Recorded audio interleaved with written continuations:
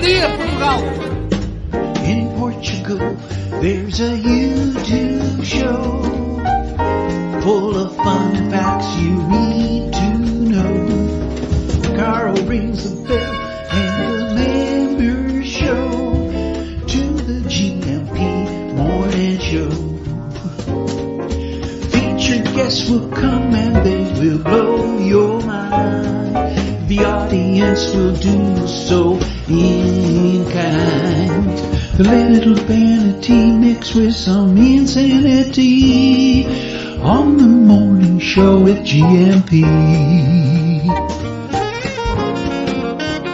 Good morning, Portugal, and I'd like to welcome you to another fantastic day. Hey, Gumpers.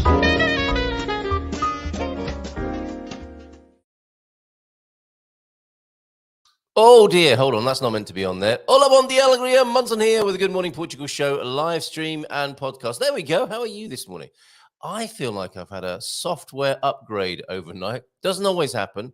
I think that is part of the reason for human sleep, though, is to be rested and to have the new human software programs installed whilst you sleep. A little bit like the Matrix, but possibly in a good way. And the sort of morning this morning, although it's very grey and we've had to cancel our latest car test, we were supposed to be having a look at a Toyota Corolla today, me and the great Colin Ross Jones. But it looks like we're going to have to just meet up for lunch instead. What a shame. It's raining here. And this on the special edition of the Good Morning Portugal show where we're talking about spring. You can't make it up, can you? A great guest this morning. Fabrizio is joining us. From Lisbon with a what not to do guide for living or visiting Lisbon.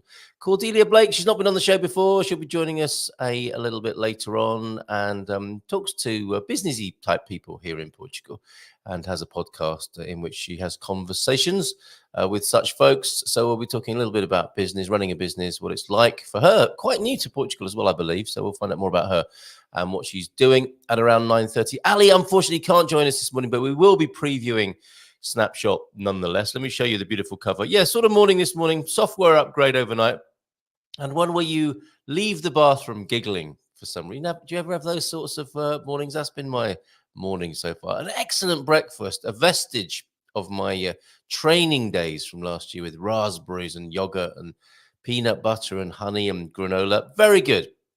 Top of the morning to you. Yes, I'm feeling great this morning. Hope you are too. Let us know, 913-590-303. Or just say hi in the chat if you will. Look at this flamingo on the cover of Snapshot for March. And we'll have a look through the pages of Snapshot a little bit later in between our conversation with Cordelia and Fabrizio this morning. Now, normally I get a very special truncated, condensed edition, a special edition for the Good Morning Portugal show. This is the whole 126 pages, which we won't be going through all 126. Look at that lady there pretending to be in the back of the net, so to speak. This must be is this Lulay Carnival? Incredible. Some of Dave's Lulay Carnival. Some of Dave's excellent photography there. So lots of love to Ali, who's unable to join us. And I hope everything's well with you, Ali, and looking forward to seeing you back on this screen next month, but we'll do it without you and look at your fantastic magazine this morning a little bit later on in the show. A little bit of serious news as well. What's this going on? I still get a lot of messages, of course, with people struggling to make an appointment, to get a residency card, to make a renewal appointment, these sorts of things, or to have a renewal take place at all. There are immigrants protesting outside the asylum agency in Portugal. Michael Bruges, story from the Portugal resident a few days ago. And I was hoping to share that with you to find out what's going on.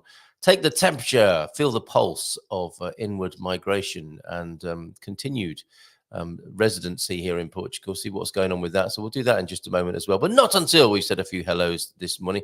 Who else has skipped from the bathroom giggling this morning? So weird, says Doug. Cloudless and mild in springtime Wales. Oh, I can see the daffodils in my mind's eye there.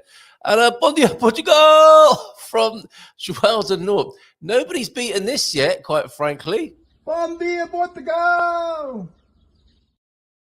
Very good. 913. If you he set the bar high. If you fancy sending your version of that, Jackie, come on from your boat in the UK. That'll be great, won't it? Bom dia, Portugal, from you on the boat there. That'd be wonderful. Anyone else want to send one of those in? You know the number, 913-590-303.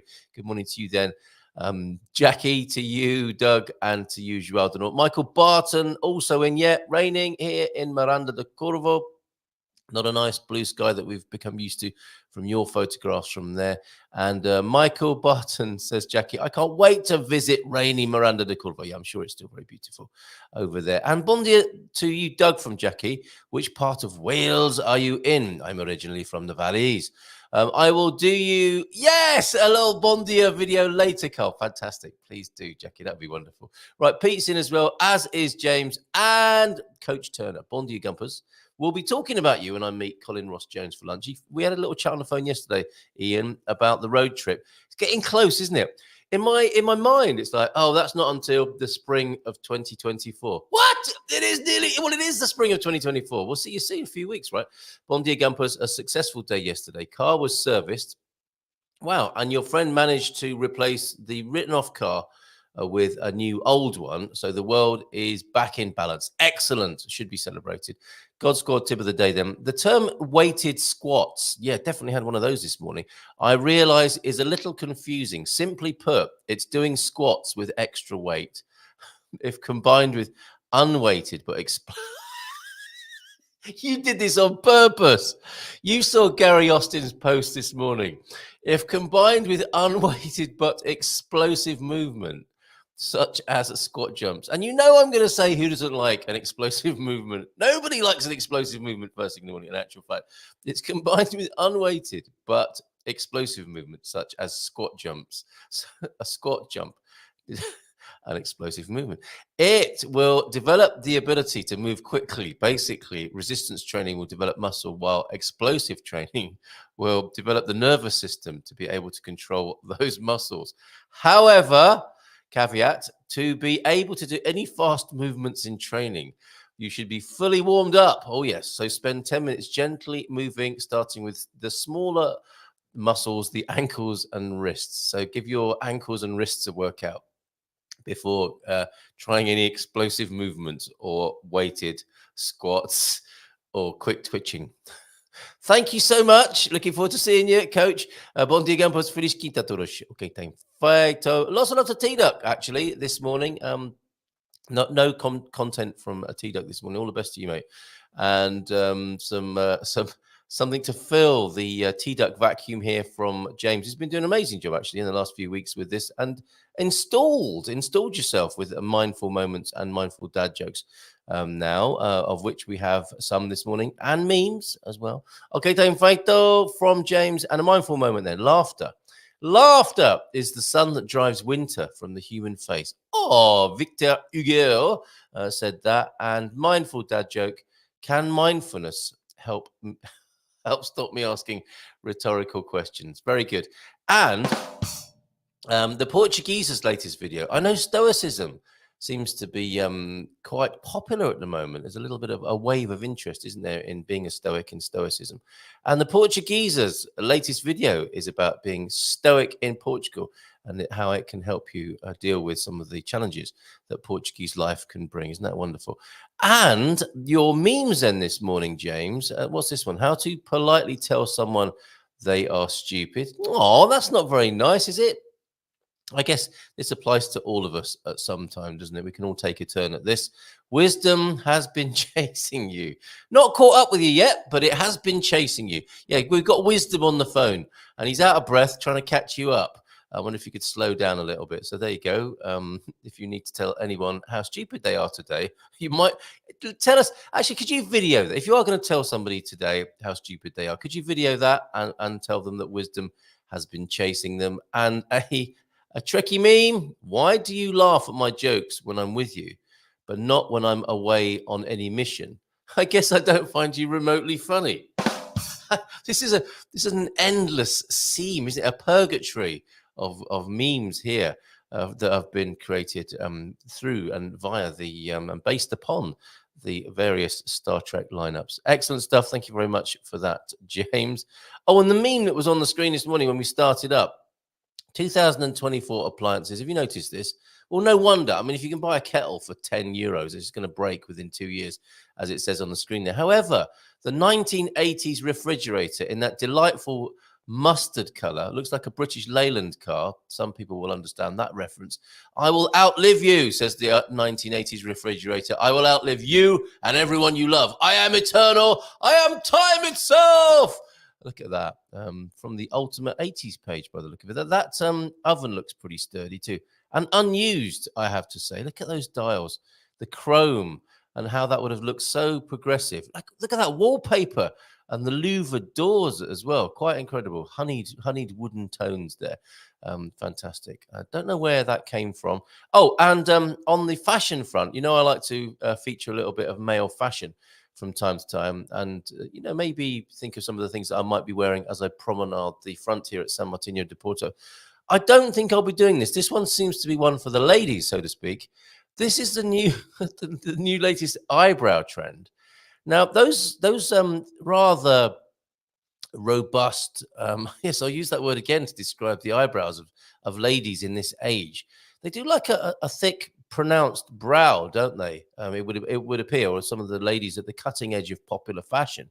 But apparently, you can do this as well. If you go for that thick and slightly surprised look of the firm and pronounced eyebrow, you can actually join the dots kind of thing as well, and scoop right round. Now, I'm not sure if hair has been grown to do this, or if this is when you're going and having your eyebrows not bleached on, what is it? I guess dyed on, yeah, tattooed on your face. You can ask them to go right round like that. And what a good look that would be. If you're getting married, for example, that would be a wedding look you'll never forget in the family album. What was happening here back in 2024? Well, it was the latest eyebrow trend where we joined the ends up. It's suggestive of a halo. Is it not? Is it a halo? Very good, ladies. Let us know how that goes as well in daily life. And another quick look at the bathroom from yesterday. We're still not over that. Rui and Isabella in there. Actually, that feels a bit off, showing Rui and Isabella naked. It's like a leaked sort of sex tape or meme, isn't it? That where you're seeing naked people, and they've no idea they would have ended up being shown. So I'm going to take that off. They've no idea that have ended up being shown on the Good Morning Portugal show. Incoming on the chat, then let's go over to the chat as we await the arrival of Fabrizio with his "What Not to Do in Lisbon" guide. And that's the article about immigrants protesting outside IMA. It's got to that. We've done the mindful moment and the mindful dad joke from James. And hold on a minute. Gradually engaging the more powerful ones. We've gone from little muscles. We hadn't finished the God Squad tip of the day there. Then gradually engaging the more powerful ones with larger ranges of movement. This will mean the body will be ready to move and cope with resistance. There you go. Finishing off the God Squad tip of the day. They got interrupted by James. Bon dia, Ian. Apologies for interrupting your flow. No, nobody likes that first thing in the morning, do they? I'm never quite sure if you have finished. Have a fabulous... He'll never be finished. Coach Tenor does not... Well, he finishes on the finishing line, of course. That's the only time he finishes. But look at him. He's been serving up God Squad tips of the day continuously. For how long now, Coach? Is it a couple of years now? Have a fabulous day, maybe longer. Despite the cats and dogs and thunder and lightning, very, very frightening indeed. Off to my woodwork class to make a coffee table. Now, when I saw that comment, first of all, this morning, I thought, what a wonderful sitcom that would make. Pete, this could be a real throwback to the reassuring atmosphere of the 1970s. A bit like Mind Your Language and Love Thy Neighbour and On the Buses. Pete going to his weekly woodwork class in Portugal, and the various expat characters there. I mean, who have you got over there in central Portugal? You'll probably have a permaculturist, vegan, and that's where the real action is with Pete and the vegan. Pete's making a few sort of snarky comments about veganism, and the vegan popping back with the occasional, carnivore, anti-carnivore put down. In this day and age, you'd have to have a woke woodworker as well, a woodwoker, or maybe should we call it woodwoke? And it's a kind of bit of political insight, societal insight, and a few gags and laughs as well as Pete endeavors through a whole term of woodworking to make a coffee table. And you watch to see the coffee table being made throughout the 8, 10 or 12 weeks of the show. And in the meantime, you're seeing the interplay between him and various expats and the Portuguese woodwork teacher. I mean, there's quite a few wood puns that can be made, of course, aren't there? The Madeira. You all look at him polishing his Madeira at the woodwork class. I think it's got legs, Pete. What do you reckon? Bon dia all then at 8:31 from Jackie the Humble Crafter is a Bon dia Portugal from João de Norte at 8:32. And Jackie, early to remind us all to hit the like button. And what are you talking about slapping the algorithm yesterday? I wonder, was it you? Rainy day today in Pont Lima, but without the thunder and lightning. I prefer a little thunder and lightning with my chuva. Yes, dramatic. Last night, actually, as we were going to sleep, Mrs. M said, "Was that lightning?" And yes, it was, but it was very distant. The thunder took quite a while as I was counting the seconds to join us. And Michael Barton in, Rainy Miranda de Corvo. And did Doug answer? Oh, he's up in North Wales near Porthdinllaen. Flat Hugh Pew. What does that mean, I wonder? Is that how you pronounce that? Porthdinllaen. When we finally do our podcast together, he will pronounce that correctly in his intro, I'm sure. Yeah, okay, and thank you for that that threat, that offer, that promise there, Jackie, for a Bon Dia Portugal video. Maybe it needs to be Bon Dia England for the time being until you make it here. Yesterday, Pam and I went exploring to find another new pousada. This time, the Pousada Canisada Gerês didn't stay overnight this time, but was scouting it for when my brother comes in May. That's lovely. And Bon Dia, senor. Looking forward to seeing you all tomorrow. What? No, I have heard. I did get the memo, Carl. See you tomorrow, mate. And what an absolutely a beautiful place overlooking the Canisada Dam and Reservoir of the Cavado River. Pics sent if you like. Yes, please. Thank you very much. Ah, wonderful. Okay, let me save these and take you on a little tour then of the Pousada Canisada Gerês. And I will save all of these. Oh, let me do a save all. That will be a little bit easier if I do it that way. Yeah, Carl, see you tomorrow evening. The lads are eager to see each other. It should be fun tomorrow. Nice start to the weekend. Right, I'm saving these live here. I'm going to save it as JDN João de Norte, and we'll pop those photos in there, and we'll bring them onto the screen for you directly, as we used to say in Devon. Here we go. Let's bring the pictures on. Nearly there, everybody. Bear with. Oh, hold on a minute. I've only got 5 of the 6, I think, that you sent. But this is a good start, John. These are amazing. Absolutely beautiful. Pousadas, I think since staying... Whoa, look at that one. Since staying in that Pousada recently, I think you've got the Pousada bug, so to speak. And this variant of the Pousada bug is the Canisada Gerês here. It's absolutely beautiful. What period is this from then, John? Let me just take that comment off the screen so we can see what's going on. Thank you very much for sending those pickies in on 590. No, hold on a minute. What's the whole? I've forgotten what the number is.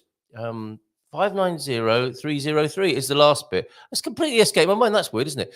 Let me just show you the rest of these for a moment, and then I'll give you the number. Look at that view from that Pousada there. That's wonderful. And what was it like? I guess the weather was quite nice yesterday, wasn't it? Nice and sunny up there. And I'm thinking maybe early-ish in the 20th century with a 1980s addition to that. I wonder there. Okay, and then moving further into the interior, lovely plush sofa there. This is very well kept, looks beautifully kept there, and looks like that might be a roaring fire on a cold evening. And that view there again over which river would that be, John? This is that looking at the Peneda Gerês there in the distance? Absolutely beautiful. You can see this in Portugal, friends. That's really thoughtful, John. Thank you very much for those. Thank you very much indeed. And let's go back to the comments. And yeah, I think they need to go over there to be immortalized as a little bit of a resource at the Portugal Club so people can see those. And let's go back to the comments then. Is there anyone in the group from Faro? We do have friends in Faro. The bike club there was sister to my old motorbike club, and I tattooed a few of the lads many years ago. Wow. And I would love to see old mates. That's interesting. Yes, we do have friends in Faro, don't we? Well, do we? I'm not sure. We will have. We will have some friends. If not first degree gumpers, then second or third degree. Right. The number 351, the country code. 913 was the bit I couldn't remember. 913-590-303. I've said it so many times now. It's slipped out the other end, basically. And let's go back to any comments that I may have missed. Yes, Michael Barton, with a great day for us yesterday, received notification that our initial residence cards have been sent out for printing and that our daughter's new passport is ready to be picked up at the US Embassy. That's great. That's really good news, isn't it? To have to check those boxes of the admin in the background. They're superb. And Doug, are you moving to Portugal? Asked Jackie. I'm like a little bottle of pop at the moment as I start the visa application in the next couple of weeks. How are you doing that, Jackie? And Doug will answer himself whether he is moving to Portugal or not, or is he going to keep us guessing? It's about an hour's drive. The Pousada that you just saw is about an hour's drive southeast from Pontelima, just east of Villaverde, at the south end of the Gerês. Wonderful. Thank you for putting it on the map for us there. And my sole purpose in life now is to fill the Thunder Duck vacuum. It does sound very impressive, I've got to say. The Portuguese is so funny. His latest vid is fab. Yeah, I'm a big fan as well of the Portuguese, and you'll see him on the screen here a week today. He'll be with us a week today on the Good Morning Portugal screen as well. Rating 2 in Carl McAdam's part of Portugal, but not in my heart. That's the way forward, is it not? And Good Morning Portugal, you missed the punchline for my mindful meme. There was one more line. What?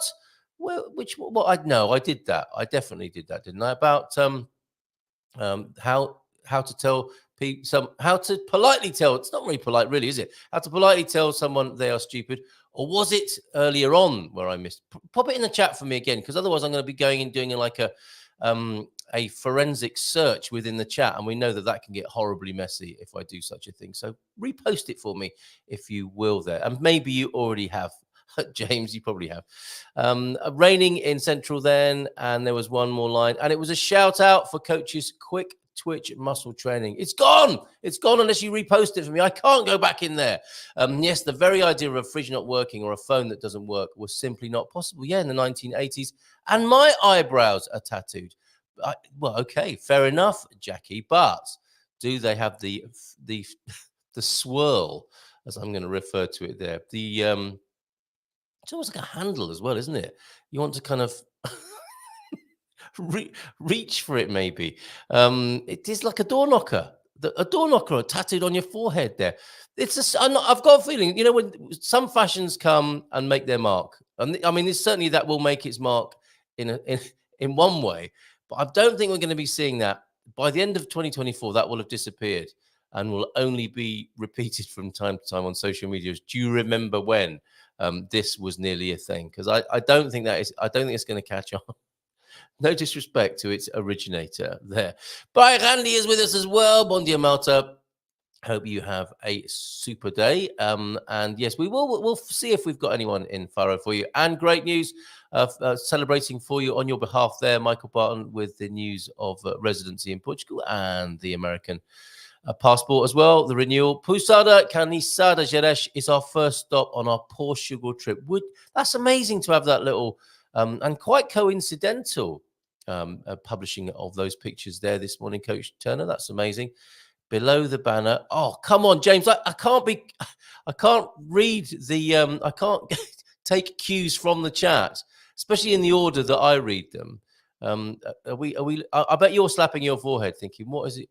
Oh, wisdom has been chasing you, comma. Get rid of the banner. Okay, we got there in the end. He persisted calmly with me, didn't he? Wisdom has been chasing you, but you have always been faster. There you go. I finished it myself, didn't I? Saying that we've got wisdom on the phone and he's out of breath. You need to slow down a bit. But this is the actual meme version. Thank you for persisting with me, James. Wisdom has been chasing you, but you have always been faster. I feel like that might be aimed at me right now. I'm going to put the banner back on and move on and see what else is going on in the chat until I share with you the immigrants protesting outside the asylum center, which sounds more dramatic than it is. Of course, IMA, one of the A's in IMA, is to do with asylum there, as CEF changed from a kind of policing function to more of a general function of migration. Where's my frame? There it is. Thank you very much. Back to the chat and then over to the Portugal resident in just a moment. Fab News, Michael Barton. Yes, no swirl on the eyebrows, Carl. Lol. That's when we meet finally. If you do the eyebrow swirl, I will know for sure it's you.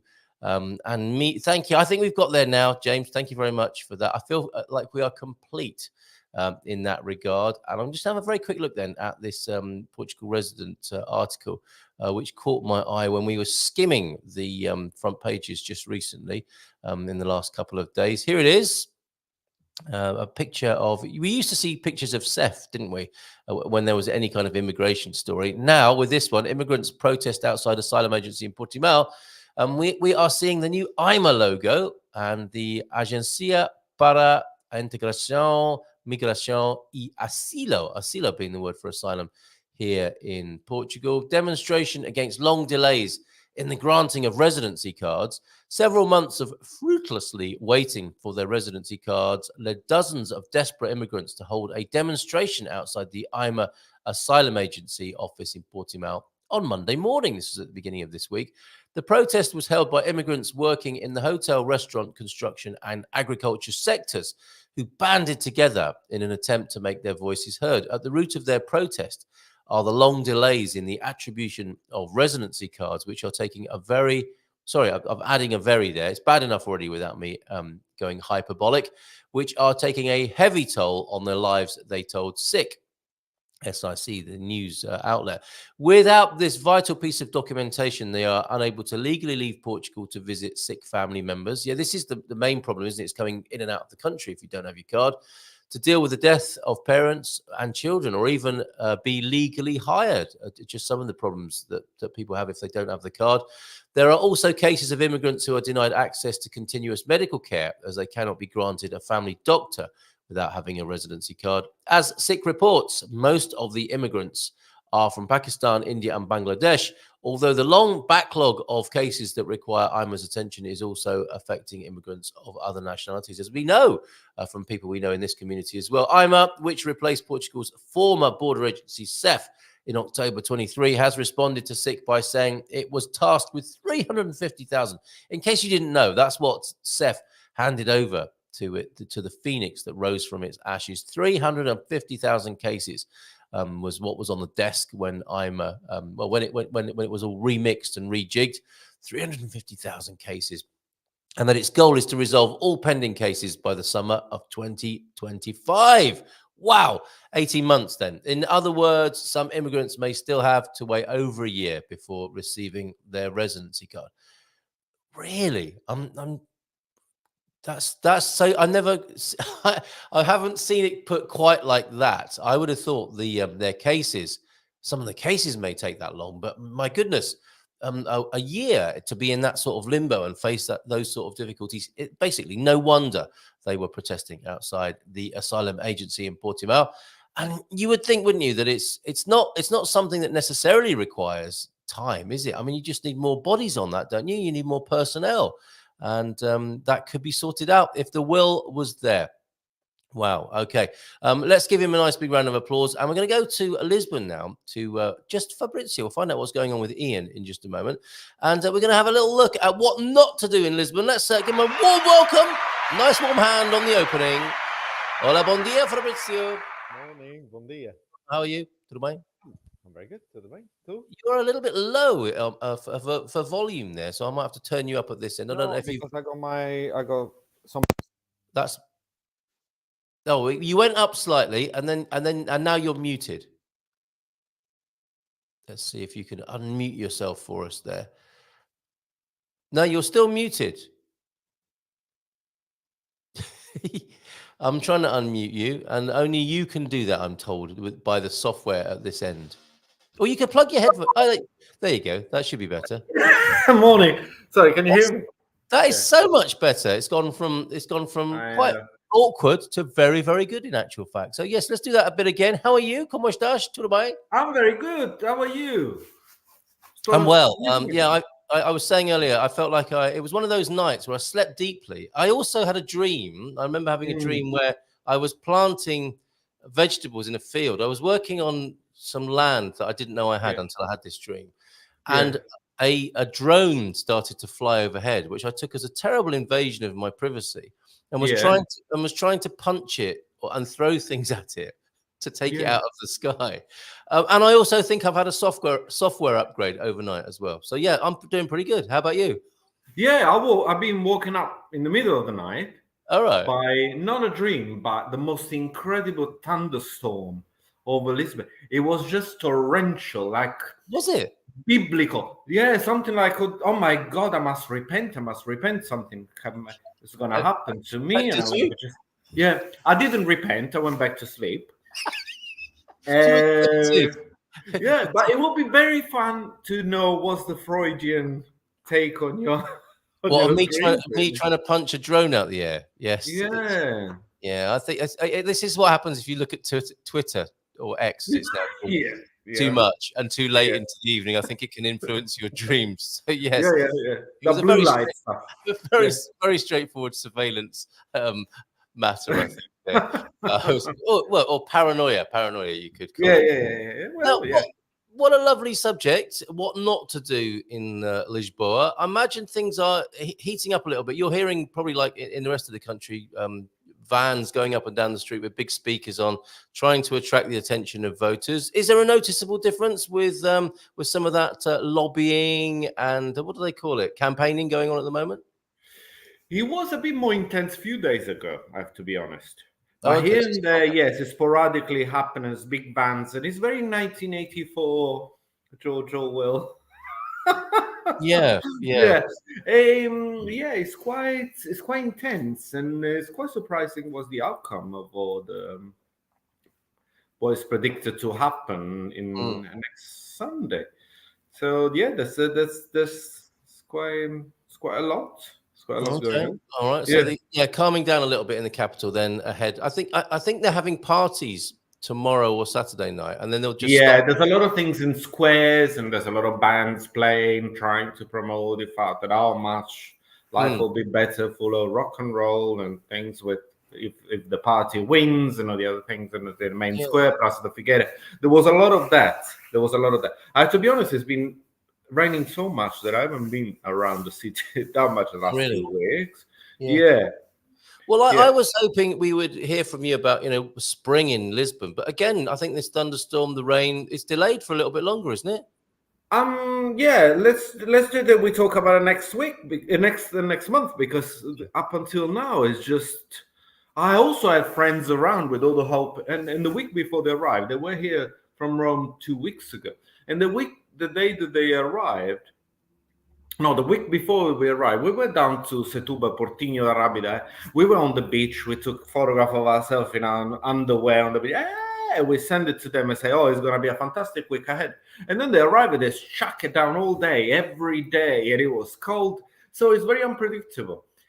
Sometimes you just realize you are so close to a very open ocean, and anything can come your way at any time. True. Sorry, I got distracted there making a little note. That's a really good way to excite people about their arrival in Portugal, is to wave your underwear around on pictures of you doing that. No, I was wearing it for a trade. Yeah. For a change, very good. Excellent. Yeah, well, unpredictable weather. Okay, yes, as you say, maybe next time we'll celebrate the arrival of spring in Lisbon. So with jacaranda trees and so on. And it is a special moment. I see it picking up through to the cloud here and there. For example, it was terrible up until 20 minutes ago, and now it's nice and sunny outside, as you can probably see. Look. I did see a little bit of sunshine on your face there. Very good. But, nothing that I can write home about yet. A lovely sense of your Lisboeta apartment there, looking out onto the Lisbon street. That's a lovely treat. It's always a treat to see you and get a sense of that life in the capital. And talking of which, life in the capital, you're going to be telling us some of the things not to do. Now, how did this come up? Have you learned the hard way? Have you done most of these things that you're going to be doing? No, I just had a look, because even if the weather hasn't been good, there's quite a lot of tourists around, and and I look at what they do and what in comparison. So it's not what not to do in Lisbon that I was thinking about. It's what actually I personally don't do, and most of the people that live in the city do not do. I see what you mean. Okay, yeah. But So not being a if punter. I would have to suggest to someone to visit, I say, well, if you have to skip few things, skip those. Yes. Yeah. Okay. Well, give us some of those then. So these are the things you should be doing, presumably like eating a pastel de nata while sat on the number 28 tram as it goes through town. Have you ever done that? Yeah, because I used to. Because I used to use the number 28 when I had a lot of leisurely time the first month that I was living here. Yes. And I lived on one end of the tram, the 28 tram line, and went to study Portuguese on the other end of that tram. You can't get more Portuguese than that as an experience, can you? Yeah, Going man. to learn Portuguese, taking the 28 tram. How lovely. Yeah, and I used to take a weird times, like 7 o'clock in the evening or something like that. So it was literally like any other transportation device. And it was great. So I did that. But then what I suggest to get is one of the things to do. What probably you shouldn't do is to get into the queue at Martin Moniz to get on the 28 bus. On the 28 tram, sorry, because it will be the busiest stop. So I will suggest whoever, I'm not gonna give my trade secrets away, but whoever wants to get on the 38 bus or tram, I'm sorry, to Google which one is the two ends and get into, Yeah. So this great icon of Lisbon, we got confused now because is it a tram? Is it a bus? Is it the 28 or is it the 38? No, it's a bus. It's a tram. Yeah. It's a 28 tram. Yeah. And it's the iconic yellow tram of Lisbon. The electrical one. And sometimes when it sort of snakes its way around the streets of Lisbon, sometimes the hookup to the electric comes off, doesn't it? And the driver has to get out and hook it back on. Yeah, and do something like with winding it up, like which looks very dangerous. Metal toy, yeah. And so for those who don't know, I'm talking about it like everybody knows about it. But can you just jump on? Do you have to get a travel permit? How does it work? Well, you can pay getting in and out of the tram. You can pay with cash, and I would suggest you to get coins. Okay. Rather than get that with a 50 euros. No, yeah. And your credit cards and stuff like that to expect that, because you will not get in. It will say, I ain't got the money. You get off the bus. Get off the bus. The train. Yeah. And but I will suggest to use any transportation cards. The one that you can load any what do you call it? Underground station. So I will, swipe that one. It will be cheaper, and you just come in and swipe.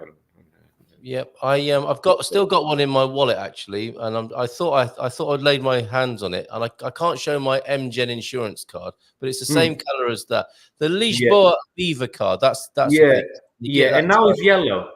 Oh, has it changed since? Oh, okay. Yeah, so because mine went bonkers. It didn't do anything anymore. So I had to get a new one, and now it's all yellow. Oh, okay, all right. And but with that, you can use the metro, you can use the trams and the buses. You can use it all. Yeah, even the train, even the ferry, right? Even the ferry going across to Caixa de Sodré from Time Out Market down on the. And some trains. And some trains as well. Superb stuff. Lee McGrady's here. We're going to find out more about the things regular people do, tourists do here in Portugal, in Lisbon, but not what Fabrizio does. Philomena also reminding us, very special guest tomorrow. He returns. We have Genuino Madruga joining us, a remarkable man who is the Portuguese. Well, I don't know why I said Polish there, but he is our Portuguese. Why is it? Why did I say that? But he is the great sailor who lives in the Azores, who has sailed around the world single-handed, I believe twice, So it's a great honor to have him on the show tomorrow, along with Tia Filomena. So she says, "Ate mañana, beijinhos." So we'll see you tomorrow with the legend who is Genuino Madruga tomorrow. Thank you so much for sorting that out. Portuguese, obviously not Polish. And yeah, Pete's in, as is Bairandi, who's talking about filling Pete's void with software and hardware. I don't know what's going on there this morning. And a good morning, Pete. Good morning, people, from Lee, who's also in Lisbon this morning. Oh, and Antonio F has jumped in as well. Good morning to you, Antonio. So what else then? What is it that mere mortals do and feel compelled to do in Lisbon that you eschew, Fabrizio? No, one thing that I see people doing, and I would suggest to literally steer away from, is whatever. I'm not going to go down to the discussion of drug use or anything like that. But if your vibe is to, I don't know, look at the Tejo and have a joy, etc. So please feel free, but do not buy anything from those people that try to sell you something in the Baixa. And I saw shocking scenes of people just being cornered and be expected to pay money for, I don't know what, some. Oh, is it turning into a bit of an extortion racket there? It is a bit, because I think that what they do, I disengage very quickly from that kind of approach. Yeah. But what I think they do is, that's it. And I think for there's usually, now what I heard, there's usually the offer of a trial, which then is a sort of a forced purchase after that. Really? More than forced, enforced. Okay, well that sounds unpleasant. Well, you're trying to just be a tourist and have a nice time in the Baixia of Lisboa. And so if your vibe is to play guitarra portuguese, getting high and watching at the river, I think it's absolutely fine. But please do not succumb to that kind of thing, because first of all, you will not buy anything of any value, and second, it will be a very quiet, unpleasant situation. So do not encourage or indulge in that sort of behavior unless you are making a pizza and you're looking for certain types of herb. No, not even in those circumstances, because you can I'm sure you can get better quality oregano and thyme from Continent. Sure. Continent supermarket. Cordelia, who's joining at 9:30, already here. I've heard that it's not actual drugs. I think you're probably right. That's the worst thing, isn't it? We'll have to ask her about that. Sounds like a bitter experience. How does she know? We used to have the electric trolley buses in Bournemouth, where Bairandi comes from, which were a mix between a tram and a bus. And I think there's something like that in Miranda de Corva. That's with the new train line coming in. They call it a train, but it actually runs on the road. It's a hybrid of a kind. And João de Norte, here's an example of subtle political bias. In the Portugal Resident today, there is an article titled "A Brief Guide to Each Party and What They Represent." I think that we've got the part 2 of that coming up. That is a good article in some ways, but yes, it is perhaps the criticism of it is that it's too brief. And I think João might have a little bit of further criticism as well, maybe calling Chega far right, that standard trope for Chega. We were talking earlier on about political campaigning and the disco that sometimes goes with it. Here in San Martino de Porto, the Chega party is driving around in a van with a loudspeaker on the top, and they're playing the Laura Branigan 1980s classic Gloria as they drive through the town, which obviously I think means, political glory to them. But it does catch people unawares and off guard as they're, basically doing a drive-by disco with a popular 80s classic. Yeah, and also such anthems for, I don't know, summer days in free-spirited dancing about, I think. And is that what Chega is all about? I don't know. It's hard to find out, isn't it? When speaking of the current... Oh, this is the other part of João de Norte's comment this morning.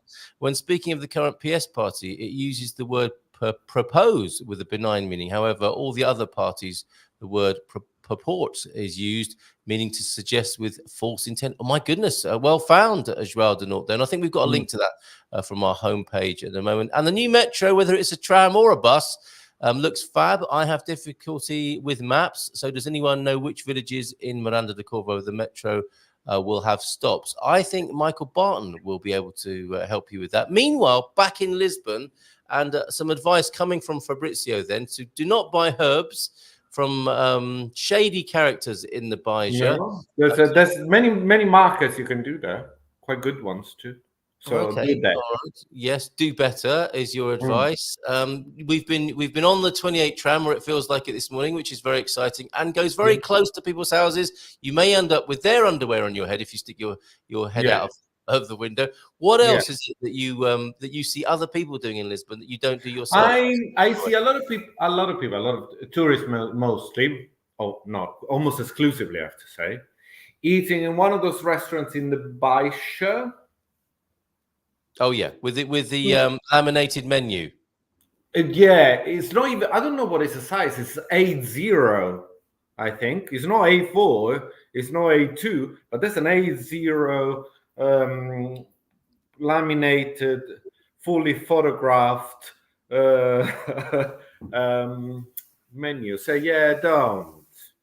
Pictures instead of work, basically, right? Why not? Now, some people think that's if you've been asked to sit somewhere to eat, don't. It's a rule, Okay, so in the same way that these shady characters kind of hustle you, trying to sell you oregano and thyme, you will have waiters, won't you? In the traditional black pants and white shirt, hustling you to sit down at one of these restaurants in the Baija area of Lisbon.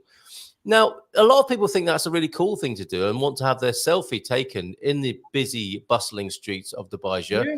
What should they do instead, Fabrizio, when it comes to mealtime in Lisbon? I would say, the first, there's no shortage of any places to eat. True. So prick up your ears, as I say, and just see what is nice, what is local, what is smaller, what is busy, and rather you've been asked to sit somewhere, see where you have to wait 10 to 15 minutes to sit. And I will say, as a Lisboeta, or inhabitant of the city, I will say the lunchtime is usually a quite good fare rather than dinner. Okay.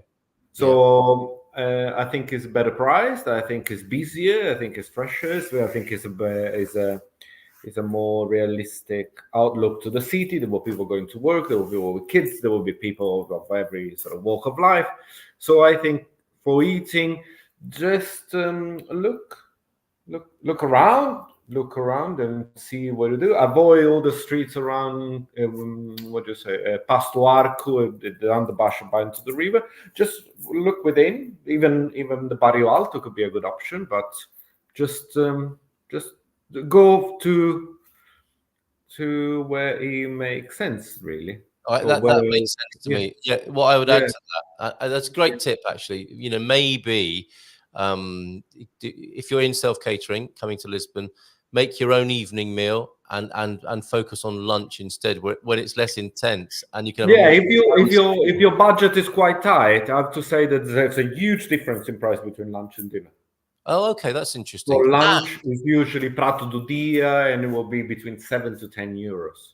Yes, yeah. And what I would add to that is in Lisbon, you're walking down those streets and you are being hustled and hassled by waiters who try and seat you, and then they'll bring out the olives with cling film on. Lots of if you see food wrapped in cling film, it's not a good start, is it? If you see pictures instead of words, it's not a good start. And typically, as a tourist, you have to do a little bit more work, don't you, than rather than being funneled or spoon-fed into certain situations. And if you go off-piste a little bit, to mix the touristic metaphors, you'd be better off looking for a kind of hole-in-the-wall Tasca in Lisbon, wouldn't you, where there aren't signs, there are no pictures, and there are just Portuguese people. Maybe standing outside having a cigarette and a beer, and inside is maybe a very plain setting, a few tables and chairs in a cave-like atmosphere. Paper tablecloth. paper tablecloth, nothing wrong with that, and a mom and pop, grandma and granddad running the place, and that's where you're getting the prato di Dio that Fabrizio talked about. Yeah, and they're becoming rare in a Oh, way. really? Okay. Yes, because apart from very long-standing one, a lot of the Tashkas that a lot of them they actually really have survived. Like a lot of businesses, a lot of retail businesses, they haven't really survived the COVID emergency. Okay, well, I'm really sorry to hear that, because I love that part of Lisbon life, is going into the back street and finding an old. Me too, and it's still there. It's still there, which is what I'm saying is just try to keep it alive as much as possible. But then again, if being spoon-fed by someone dressed as a penguin and just with a big 80 meter is your thing, please do. Yeah, who are we to tell people what to do?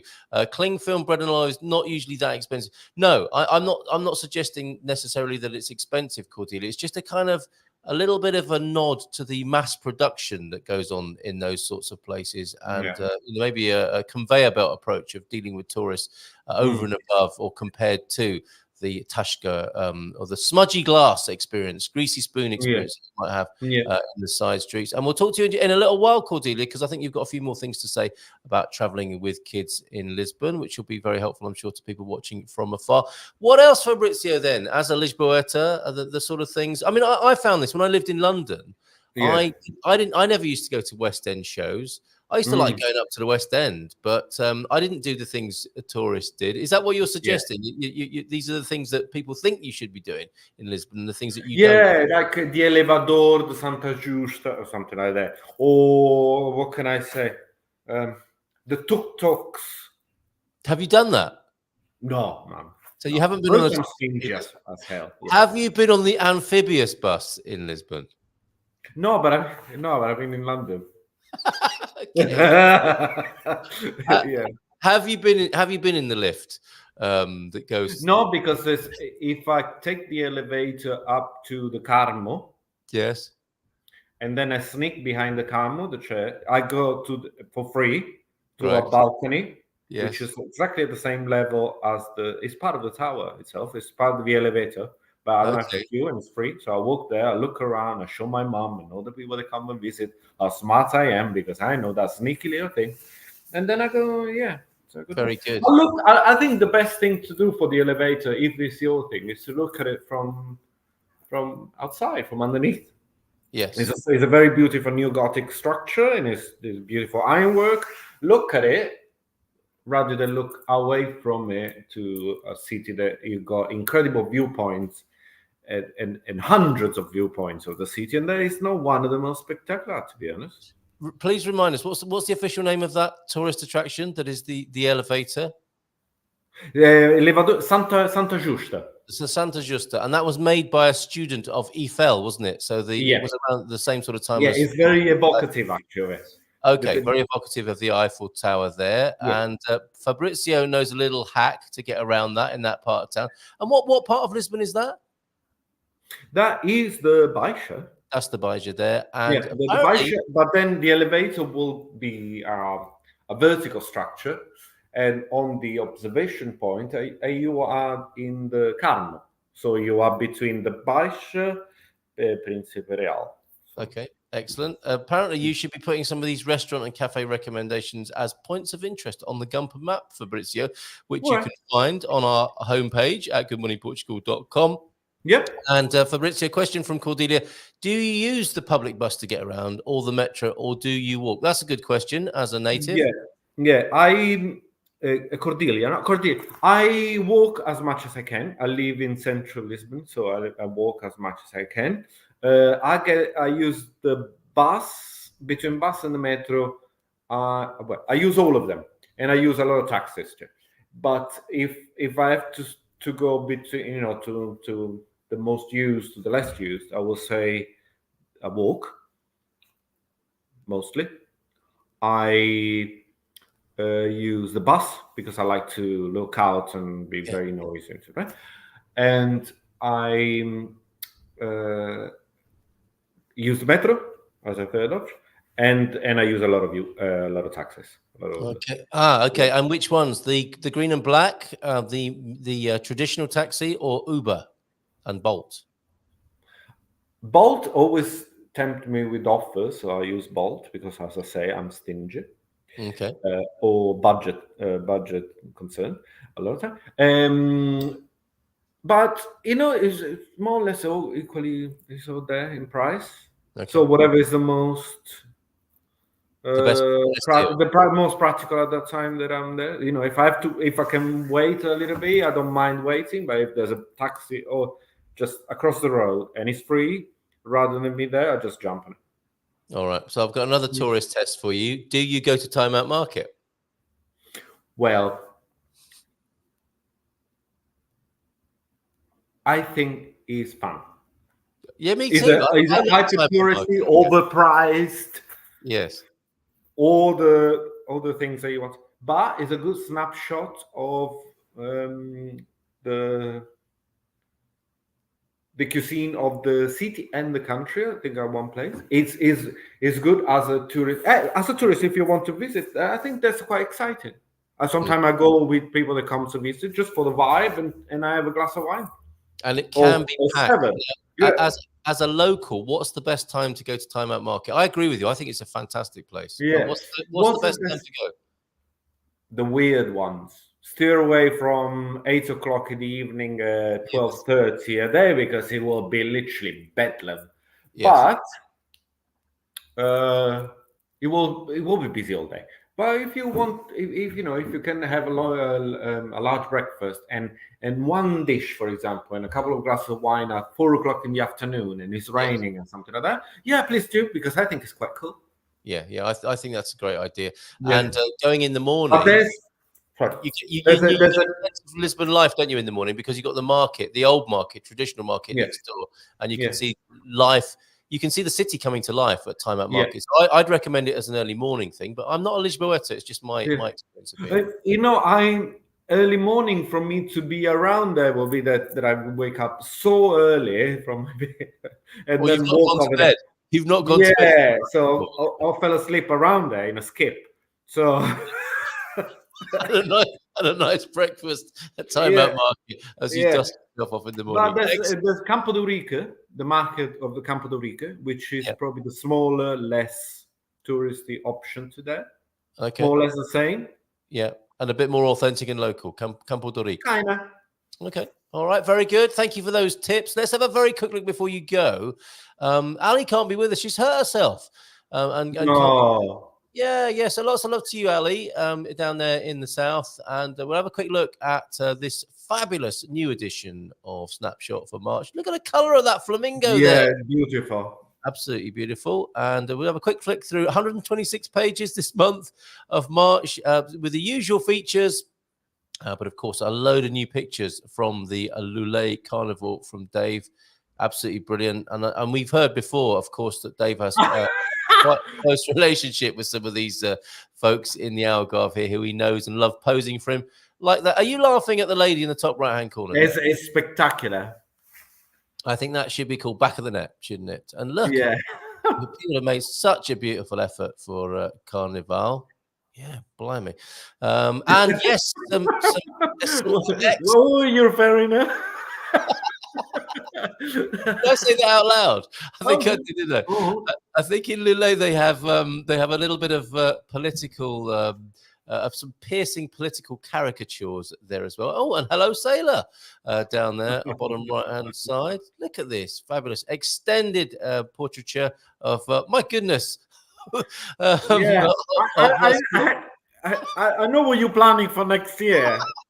Yes. Oh, the colours of these flamingos are extraordinary. Yes, we get flamingos here in Portugal. And I don't know if it's true. They say, don't they, with flamingos, they are that colour because of the shrimps that they eat. Their diet, They pick that colour up from the diet. But I guess if they eat a lot of salad, are they green flamingos as well? Look at these creatures, these incredible creatures that Dave has captured here. Human and other animals here as well. So a quick flick through. As we thank Fabrizio and see you on your way. Oh, look, artists, authors, Wonderful, Good, passionate yeah. research that. Oh, well, look at that. A cake that is Oh, kind look, of it's looking at you. staring back at you. That'll be the. Shit, looks angry. I want to draw some eyes on that, don't you? Yeah, That'll be yeah, an but it's not such a. That's not a very friendly stare. Those are actually eggs that are baked inside that Easter cake there here in Portugal. So, Fabrizio, thank you so much. Always You're fun welcome. talking to you. You be careful out there with things wrapped, whatever it is, whatever. Here's a general basic guide then as a takeaway from our conversation this morning. If it's wrapped in cling film, maybe give it a wide berth in Lisbon. Yeah. Right? If people shows you a photograph before, they always look better than what it is in real life. That's true. So, that's true. So be careful of that little applies packages. to many things. All right, and love to Ian as well. We'll see you both, I hope. Yeah, Ian has been arrested, I'm afraid. So as soon that he gets released from jail, he will be with us. Yeah, give him my best. And if you need a Gumper whip round for the bail money, just let us know. Okay. All right. Take care. See you. Bye for now. And you know what? We're going to keep the applause going. Let's do that one more time and bring Cordelia onto the screen.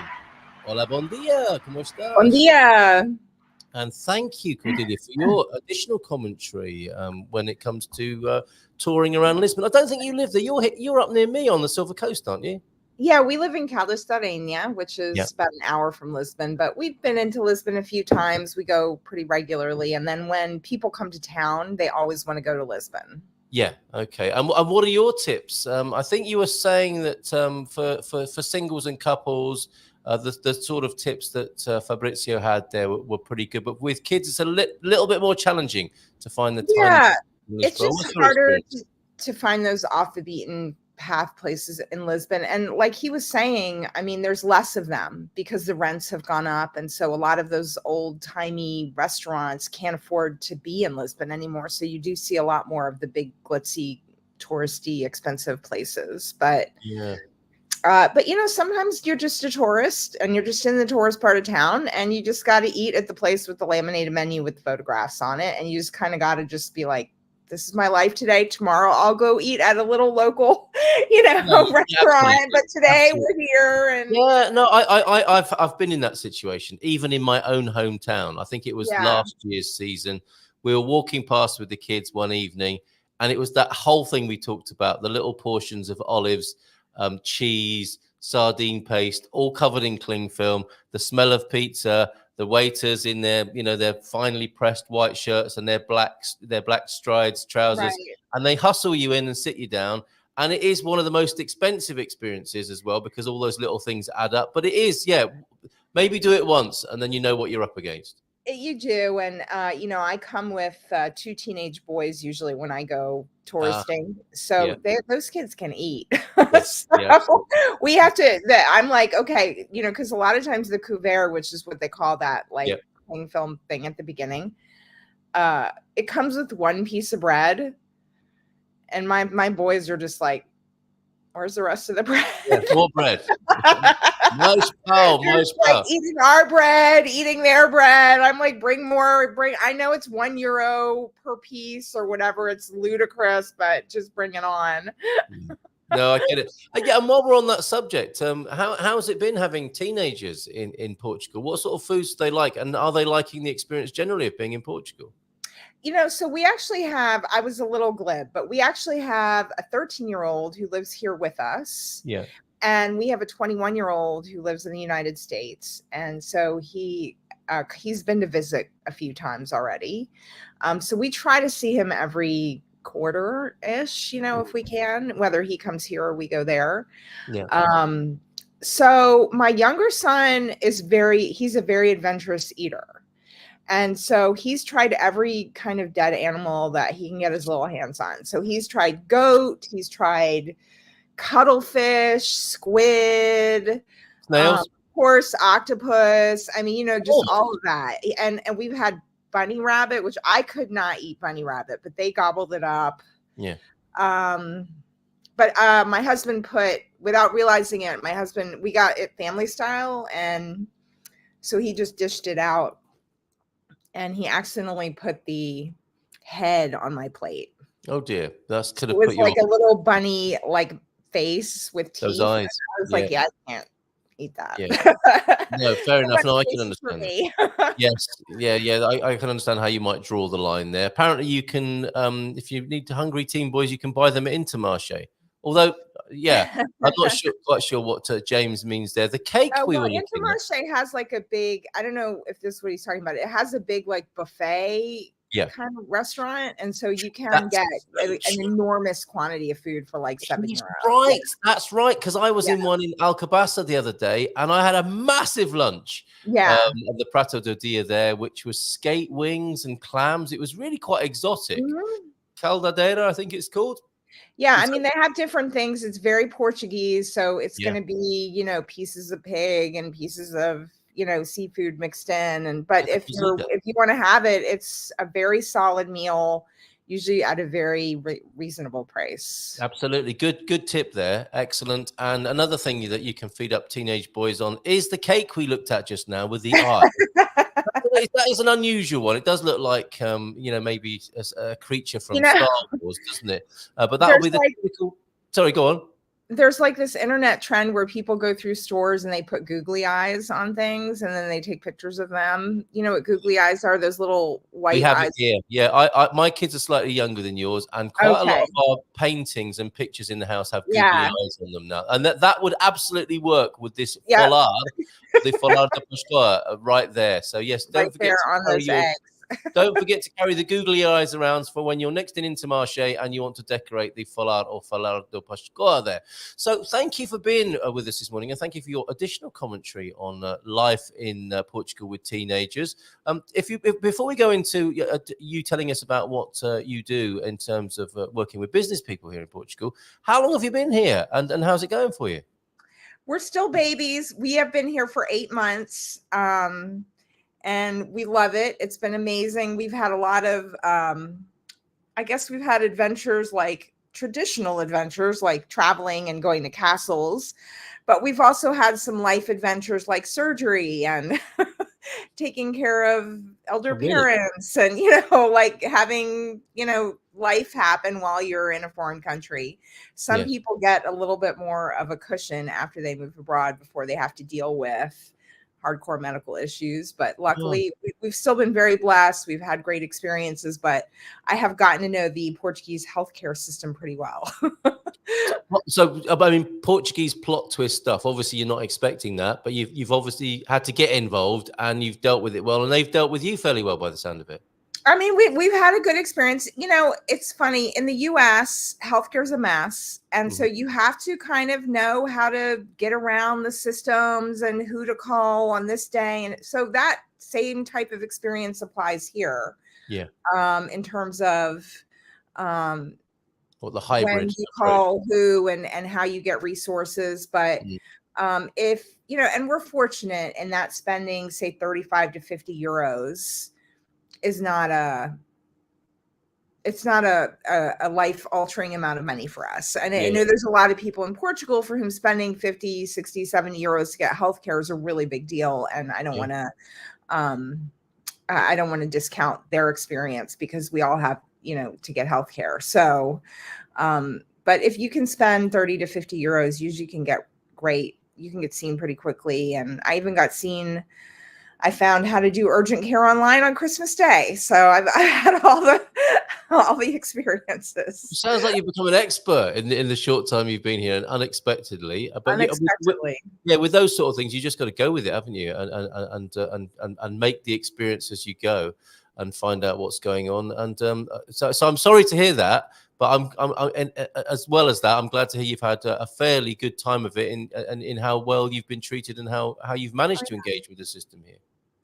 Oh, yeah. I mean, we've had really good healthcare. And I mean, I have to say that the groups, the community here is amazing in terms of support, whether it's Facebook groups. Facebook, I think, is key to dealing with living in Portugal, and WhatsApp groups. But we had one night where somebody in my family needed medication in the middle of the night at like 11 o'clock at night. And it wasn't like a life emergency, like they weren't going to die, right? But they just needed medication now. And the pharmacies here do this thing where there's not like one 24-hour pharmacy. It rotates. Yes. So like Monday night, pharmacy A is open late, and Tuesday night it's pharmacy B. And right. So yeah, we have Serenity. They're amazing. They do not, however, answer the phone at 11 o'clock at night, as I learned. Yeah, So, but I had this group, this community of people that I had connected with through Facebook, and just, try to be a resource to other people when I can. And I'm on there at 11 at night on WhatsApp going, oh my God, I've driven all over town, and all the pharmacies that Google said were open aren't open. How do you find a pharmacy? And one of my friends, Heather Binder, who's actually been I was just about to ask you if it was Heather. Yeah, she knows Heather was up. And she was my hero that night, because she was like, she knew how to find which pharmacy was open, and she tried to tell me how to do it, but I was like driving and it was raining and I was in my pajamas. And I said, can you just figure out which one it is? Because I couldn't get like the app downloaded and stuff. And she did. And I was able to get down there, and weirdly, like, the whole city shut down, but there was like a line of people waiting in the rain for this one pharmacy because you had to wait outside. Wow. But we got our medication. It all worked out. But now I know. And there's an app called Farmacias de Serviço. Okay, I didn't know about that. And it gives you the 24-hour and holiday pharmacy in anywhere in Portugal. What a brilliant resource. What a great thing to know about. So thank you for that. So I always tell people about that. You have to get it, because you never know when you're going to need it. And it's nice because if you're in a different part of Portugal, like, of course, we were in Porto and my son got sick. We had to go get medicine. Yeah. But on a Sunday, I could go look up and see which pharmacies were open on Sunday, which ones are open Saturday evening, things like that, wherever you are in Portugal. That's wonderful. So that's Farmacias do Serviço, is it? Yeah, I can. I think Antonio may well be able to help us out with that. That's okay. Super. Great value already. Thank you, Cordelia, for that. Because that's my pleasure. It can feel desperate, can't it, when you find yourself in that situation late at night or in the middle of the night? And a little tip like that is a real godsend. So thank you for that. So on to your service that you're offering, your podcast, and how you're connecting with the business scene here in Portugal. Tell us about that. Oh, glad to. So we have our own company, my husband and I. And I have a background doing YouTube shows. I love the fact that you have this awesome show. And I was trying to think about what kind of show I could start on YouTube that would help people here, help people moving. And I really, I didn't see a lot of content for people who are working here. There's a ton of content for people who retire here. Yeah, true. And so I started a YouTube channel called Global Professionals in Portugal. And it's a baby channel, so we're still growing. So please go find it and subscribe. And mostly every week I have an interview with a different professional here in Portugal. Really, it's not a salesy interview. It's them sharing their journey, what they've learned, what tips they would pass on to other people. And we've had people who are like us, where they're essentially operating a remote online business from here. We have people that have started, brick and mortars here in Portugal. And we have people like who went to school and got jobs. And so there's kind of all different ways to make a living while you're living here as a foreigner. And I'm going to be adding more and more features over time. But it's the interviews we've done already. We've had some really great people on. And in fact, a couple people mentioned Serenity Healthcare, which I love. We use them. They're awesome. But the CEO of Serenity was one of our guests, and he shared his entrepreneurial journey and how he started Serenity. So that's on there. So yeah, it's been really fun, and it's been a great way to meet really, really interesting, knowledgeable people. Yeah, you're talking about Michael Averbook there, aren't you? Who I think is quite frank in his criticisms and observations about running a business in Portugal. Do you find that generally? I mean, to me, being perfectly frank here, that is the hardest part of Portuguese life, I would say. Running and growing a business here, it has been the biggest of all challenges. It's not easy. I think it's worth doing ultimately, and I think it's important to do it, but it's not an easy process. Is that a general view or feeling among people? It is, and there's a lot of ambiguity around the tax situation with international business here. And so you'll have 5 different accountants tell you 5 different ways to handle it. And you have to basically pick the one that you're most willing to defend should you get audited. I mean, that's kind of the strategy, right? So, but yeah, doing a business where you're in Portugal and you have a Portuguese business, it definitely comes with a lot of hurdles and not a lot of support for now. There's more, I would say, community support for businesses. It's growing. You have more like accelerators and things like that happening in Lisbon, Laia. We even have an accelerator here in Caldish. But in terms of like loans and financing and tax favorability, that definitely does not work in favor of small businesses here. That's what I've heard. No, I think you're right. I think you're right. And you know, some people will even say it's kind of like an anti-enterprise culture. It's not a treasured part of the national psychology, if you like. You know, good jobs are thought to be professional employed jobs, aren't they, or jobs with the government? And I think being an entrepreneur in Portugal has a slightly different treatment. What, from your observation in the short time you've been here, but having spoken to a lot of these people who are engaged on the front line, as it were, what do you think is needed? Well, I would say that, you know, there's a thing when you run a business, they tell you should work on your business, not in your business, right? Like, so you should be managing your business, not doing all the day-to-day things. I feel like the Portuguese culture is almost like the opposite of that, where you see a lot of these like small restaurants that are run.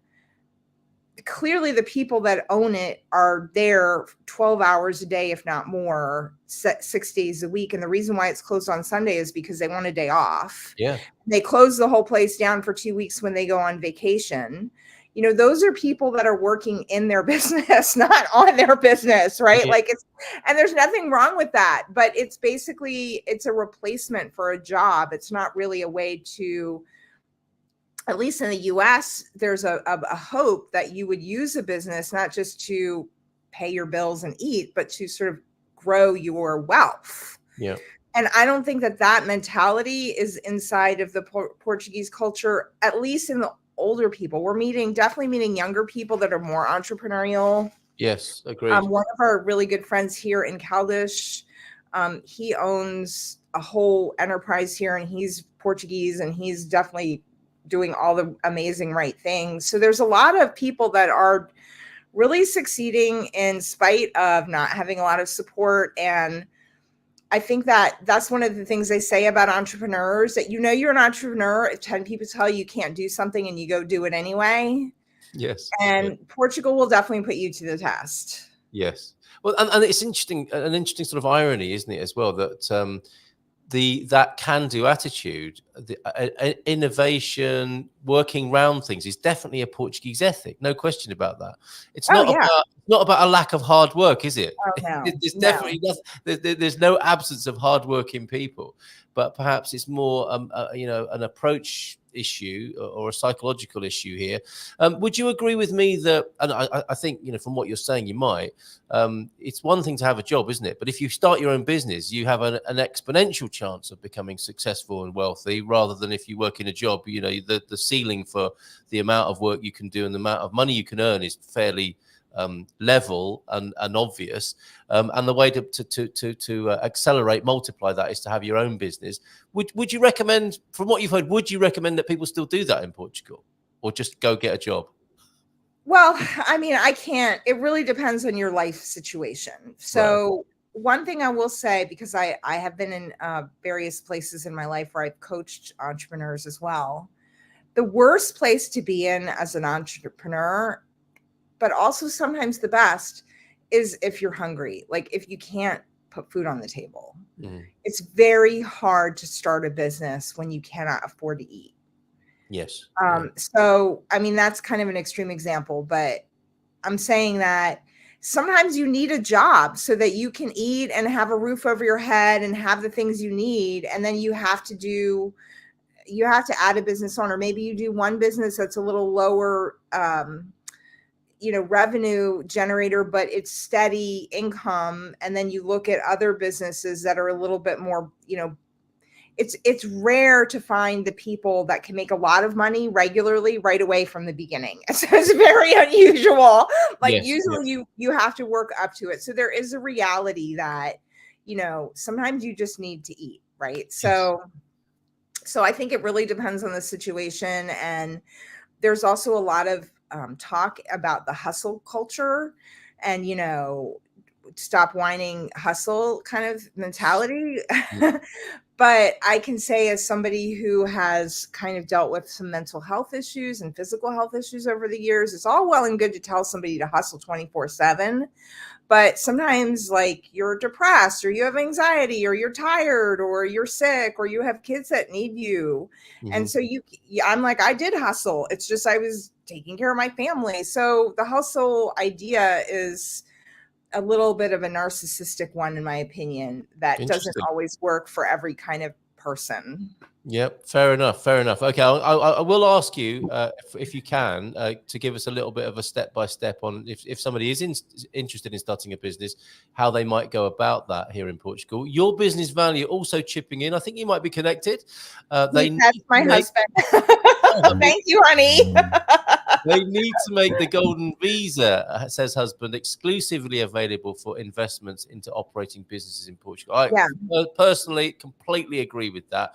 Inward investment, it seemed to work to some extent with property and real estate. Why not encourage inward investment into Portugal for growing businesses and employing people as well? Great idea, business value. And they should set up a program similar to the Small Business Administration lending program in the USA as well, supporting businesses. And responding to that, João de Norte says, good ideas, but not culturally doable in a political system that is philosophically not favorable to promoting business development. Now, we're coming back, aren't we, to the culture? And it might be that instead of asking for the government to do it, we have to do it and support each other as business people, as entrepreneurs. It might have to be a private sector thing. On this note, then, of considering that, of going into business, of being your own boss, even if it is to create your own job, but at least you are your own boss, and the friction will be with yourself and not another person. How would you advise people to start that process, Cordelia, here in Portugal? I think that I was given some advice a long time ago that was really good advice, which is, I had this idea for a business. I'm like, I want to do this business. It doesn't even really matter what it was. And the advice I got was, well, go do it. Go sell your thing. Don't start the business. Don't whatever. See if you can get 3 people to buy that aren't your friends, that aren't just trying to support you, 3 total strangers to do your thing. Yeah. And you're either going to try to sell your thing to 3 total strangers who are going to go amazing, and you're going to be like, oh my gosh, this is the business I need to be in. Or you're going to try to sell those to those, and you're going to be uncomfortable. It's not going to go well. They're not going to want to buy it. You're going to realize there's all these barriers that you hadn't thought of when you were super excited. So don't worry about making money for those first 3 sales. Your goal is simply to see what the process is of actually executing your business. Yeah. And so if you want to, like, one of Tom Jennings, I don't know if he's been a guest, he's a property inspector here, but I mean, he started out, he just did a few property inspections. Like, those first few clients, your goal is not to pay the bills. Your goal is to see if your business is viable. To test the idea, basically. And yeah, see if absolutely. And just do it. It is easy to think you've got a good idea, isn't it? I mean, I don't think ideas are that difficult, actually. But and in our own minds, an idea can seem amazing, and of course, you're only going to find out if it's a good idea by trying to sell it to somebody else. Now, that's the kind of viability and the attractiveness of the idea to the general public. Nuts and bolts wise, what have you found? What do you think is required to actually set it up? What have these people said who you've interviewed? What have you found out yourself in that process? Well, so it's going to depend a lot on where your citizenship is and where your residency is. But some people have international companies. So maybe they set up their operations in their home country and they run the business remotely from here. But of course, there's some legal issues with that. So you need to kind of, if you're going to operate a Portuguese business, my understanding is you need to have an accountant on the books. So you can't just say like, well, when I make a certain amount of money, I'm going to have an accountant to pay them. As soon as you register your LDA, I think it's called here, you have to have an accountant, which is like 200 or 300 euros a month just to have books. Yeah. And you can't just do your business for 6 months and then be like, oh, that was a bad idea, I'm going to shut it down and fire the accountant. Like you have to, there's also like a process to end the business. So that's a very simple overview of a process I do not have a deep understanding of. But I would say that make sure that you really understand all the money that's involved in both setting up and failing. Agreed. And so that you put that into your budget from the start. And then if you don't fail, great, but at least you know that you're not going to, I'm a big fan of not going hungry. So you're not going to go hungry because you just made a bad decision and you didn't do your research. Yeah, well said. No, I would agree with that in outline there. And it's not just a simple matter of, the problem here is assuming it's the same here where you've come from, where you could just try something, turn over a bit of cash, see what's what, do it, don't do it. These things are very formal here in Portugal, quite the opposite. As you said before, sometimes things are completely opposite here, and it can be quite dangerous to make assumptions.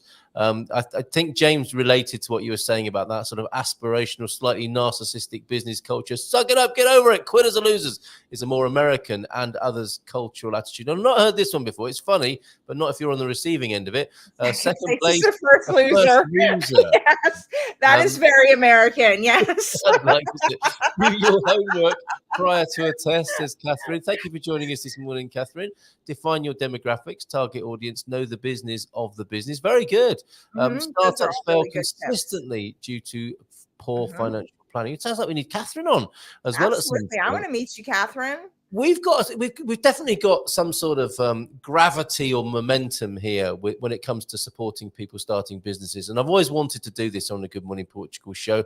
Where my work is concerned, I don't believe in failure. If something isn't working, then deviate, change, and make it work. I have to think that way because I don't like running out of chocolate. So there you go. It's the hunger motivation again. And it sounds, Cordelia, like we might bring back, I had something called the Cockerel's Coop, which I think is the Portuguese version of the Dragon's Den. And you might like to come back and join us. If we have a panel and we can get people to pitch ideas in the morning here, I'm sure the Gumpers, our community, would be glad to constructively help people. Would you be interested in being involved in that? Absolutely. In fact, my husband, if I may toot his horn a little bit, sorry, that sounded really dirty. We're used to that here, don't worry.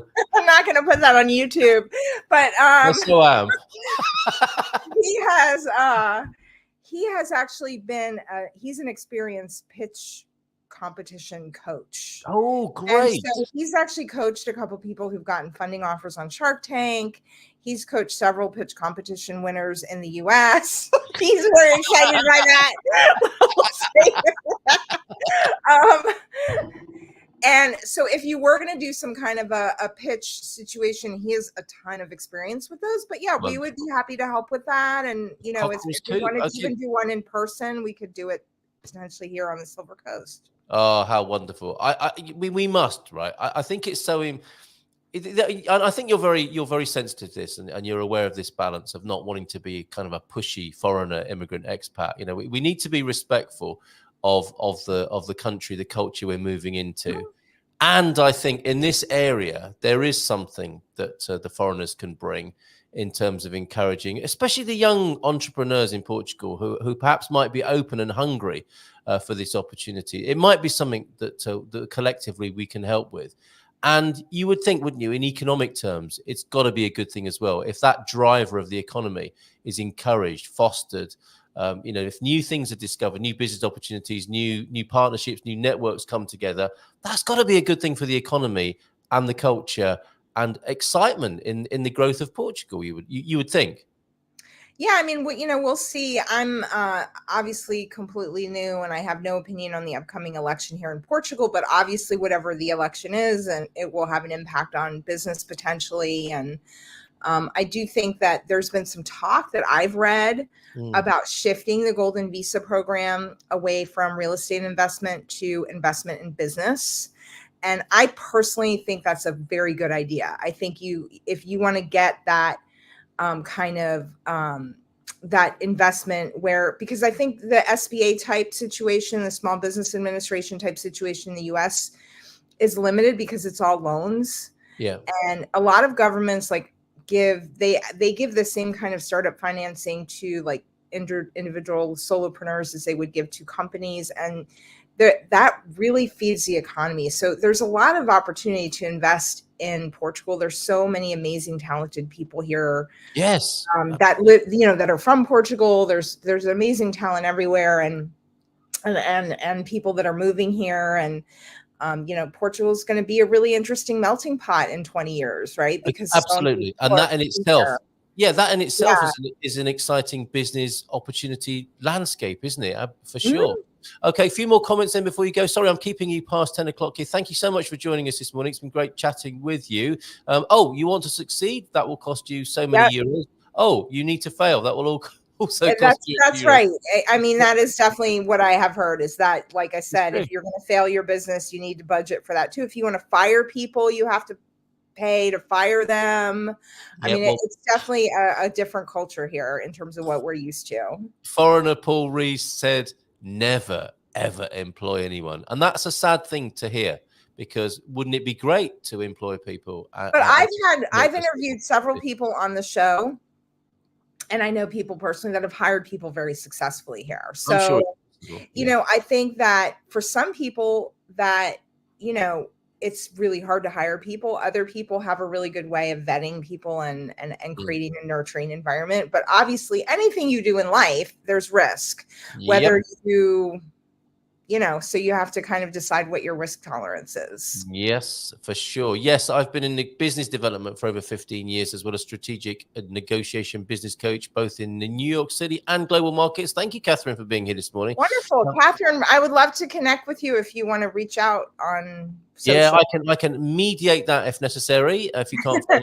it in the larger landscape, if you are in a position to continue doing your home country's work when you move here, I guess that would be primarily remote work. It is much simpler to earn an income from the get-go. Yeah.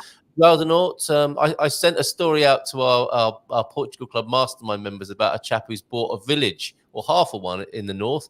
We can all help to buy half a village if we can raise 100,000. Responding to that link, see the Portugal News, the link that I sent out last night. I was blessed to have such a business, self-employed, and know a college professor who is teaching his courses remotely to US students as well. That's nice. Cultural sensitivity, embracing the differences in collaboration to achieve mutually beneficial, profitable business propositions. Have some fun with it as well. Thank you very much. And the best of both worlds equals one humanity. We definitely want to speak to Catherine, don't we, Cordelia? It's not hard to hire, it's hard to fire.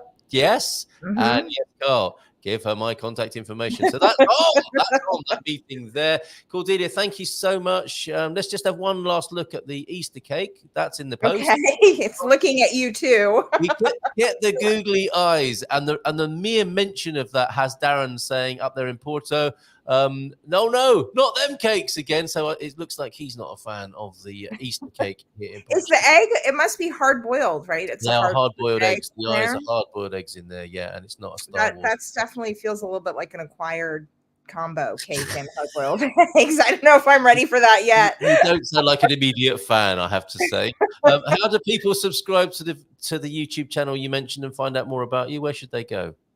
So I'm super easy to find because I just use everything in my name. So my Instagram, LinkedIn, everything is just Cordelia Blake. My business website is highscorestrategies.com. And then if you just go to Global Professionals in Portugal on YouTube, that's our channel. We also have a Facebook page, a LinkedIn page. And if you just reach out to me on any social, I will try to respond and give you whatever support I can and connect you. Oh, lovely. Well, thank you to Fabrizio. Get well soon, Ali. You can get the new edition of Snapshot magazine now online. And thank you to you, Cordelia. I hope you'll come back and join us again on the show. I would be happy to. Okay, and tune in tomorrow for the absolute Portuguese legend who is Genuino Madruga. We'll be talking to him in the Açores with Tia Filomena. It's Filomena Friday tomorrow. And see you tonight on the Expats Portugal webinar as well. We'll be talking to some just landed new arrivals. Have a great day. Take care and bye for now. Ciao, ciao.